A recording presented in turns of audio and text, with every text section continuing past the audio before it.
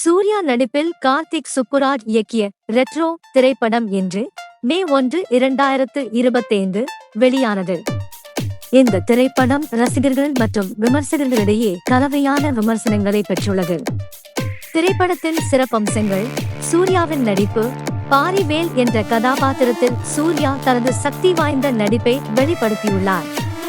அவரது மாஸ் சீன்கள் மற்றும் உணர்வுபூர்வமான காட்சிகள் பாராட்டை பெற்றுள்ளன. பூஜா ஹெக்டே. ருக்மிணி என்ற கதாபாத்திரத்தில் பூஜா ஹெக்டே தனது சிறந்த நடிப்பை வெளிப்படுத்தியுள்ளார். அவரது பங்களிப்பு ரசிகர்களிடையே நல்ல வரவேற்பை பெற்றுள்ளது. சந்தோஷ் நாராயணனின் இசை. பின்னணி இசை மற்றும் பாடல்கள், குறிப்பாக கனிமா பாடல், ரசிகர்களை கவர்ந்துள்ளன. தொழில்நுட்பம். 17 நிமிட நீளமான சிங்கிள் ஷாட் திருமண காட்சி மற்றும் 90களின் காலநிலை அமைப்புகள் பாராட்டை பெற்றுள்ளன. குறைகள்: திரைக்கதை. இரண்டாம் பாதி சற்று நீளமாகவும் சில இடங்களில் மெதுவாகவும் இருப்பதாக சில விமர்சனங்கள் தெரிவிக்கின்றன. விமர்சகர்களின் கருத்துகள். இந்திய டுடே விமர்சனம் படி, திரைப்படம் பல காலகட்டங்களை ஒருங்கிணைக்க முயற்சித்தாலும் அது சீரான அனுபவத்தை வழங்கவில்லை.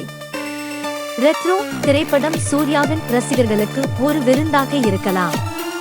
அவரது நடிப்பு, இசை மற்றும் தொழில்நுட்ப அம்சங்கள் பாராட்டை பெற்றுள்ளன. எனினும் திரைக்கதையின் மெதுவான போக்கு மற்றும் சில இடங்களில் உள்ள குறைகள் சிலரை பாதிக்கக்கூடும். மொத்தத்தில் ரெட்ரோ ஒரு பார்வையிடத்தக்க திரைப்படமாகும்.